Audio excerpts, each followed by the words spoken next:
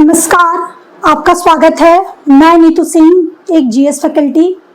विगत कुछ महीनों से श्वास ठीक नहीं होने के कारण मैं नियमित रूप से अपना वीडियो नहीं बना पाई, जिसके लिए मुझे खेद है। लेकिन मैं पहले से बेहतर महसूस कर रही हूँ और आप लोगों के साथ फिर से पढ़ाई से जुड़े उपयोगी वीडियो लेकर आ रही हूँ। आज का विषय इतिहास से है।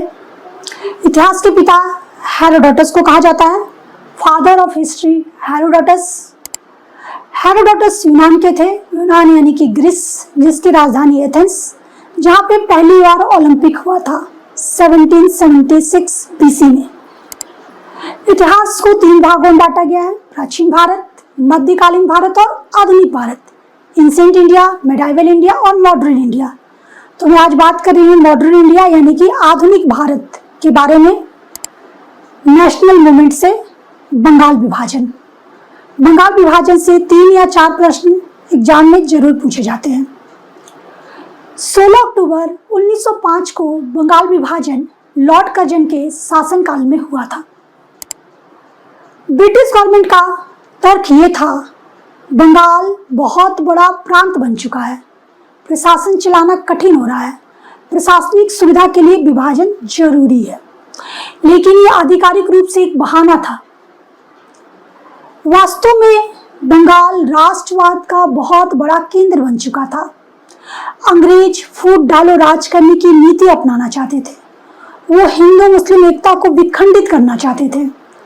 उन्होंने बंगाल को 2 प्रांतों में बांट दिया, पूर्वी बंगाल और पश्चिमी बंगाल। पूर्वी बंगाल जो मुस्लिम बहुलक क्षेत्र था, जिसकी राजधानी ढाका, जो आज का बांग्लादेश है। बांग्लादेश का निर्माण 1971 में हुआ था। पश्चिमी बंगाल जिसकी राजधानी कोलकाता, जो हिंदू बहुलक क्षेत्र था।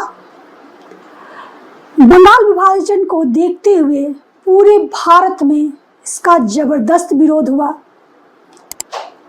इसी बीच एक और आंदोलन ने गति पकड़ ली, वो था स्वदेशी आंदोलन। ये भी एक महत्वपूर्ण प्रश्न है कि स्वदेशी आंदोलन कब हुआ? 1905।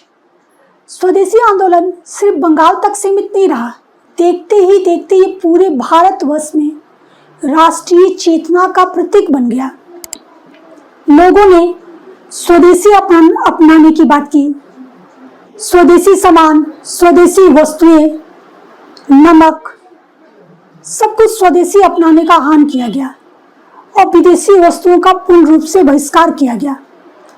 इस आंदोलन में महिलाएं, छात्र और व्यापारिक वर्ग की सबसे बड़ी हिस्सेदारी थी। स्वदेशी आंदोलन के प्रमुख नेता थे सुरेंद्रनाथ बनर्जी, रविन्द्रनाथ टैगोर, अश्वनी कुमार दत्त, बाल गंगाधर तिलक, लाला लाजपत राय और विपिन चंद्र पाल। रविन्द्रनाथ टैगोर ने तो इस दिन शोक दिवस के रूप में मनाया।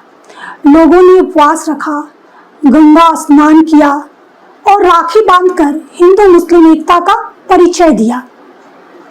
बंगाल विभाजन का विरोध को देखते हुए बंगाल विभाजन को रद्द करना पड़ा। 1911 में लॉर्ड हार्डिंग द्वितीय के शासनकाल में बंगाल विभाजन को रद्द किया गया और 1911 को ही ब्रिटेन के सम्राट जॉर्ज पंचम भारत आए थे। उन्हीं की आवाभगत में दिल्ली दरबार लगा था 12 दिसंबर 1911 को। वहीं पे ये निर्णय लिया गया बंगाल विभाजन रद्द करने का भी। और ब्रिटिश गवर्नमेंट के शासनकाल में भारत की राजधानी कोलकाता थी, वहाँ पे ये भी निर्णय लिया गया कि अब भारत की राजधानी दिल्ली होगी।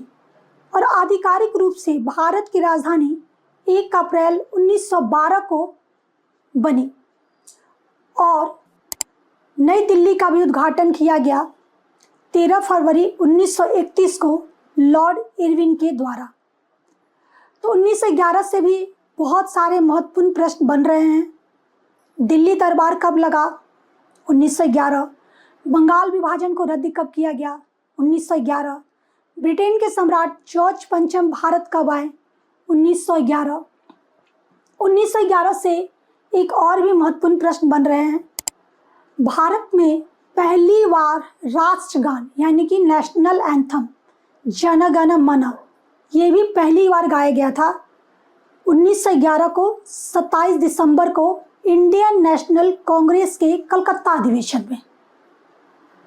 लेकिन कुछ लोगों ने इस गान को जॉर्ज पंचम के स्वागत में ले लिया, लेकिन ये पूरी तरह से गलत है।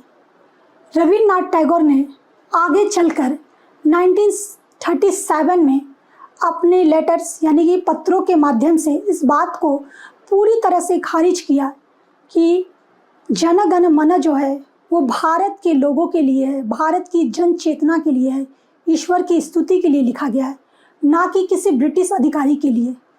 ये बात सच है कि जॉर्ज पंचम के स्वागत में एक गाना गाया गया था, इसलिए बहुत सारे ब्रिटिश जो पत्रकार थे उन्होंने इस चीज़ को गलत दिशा में बात को रख दी।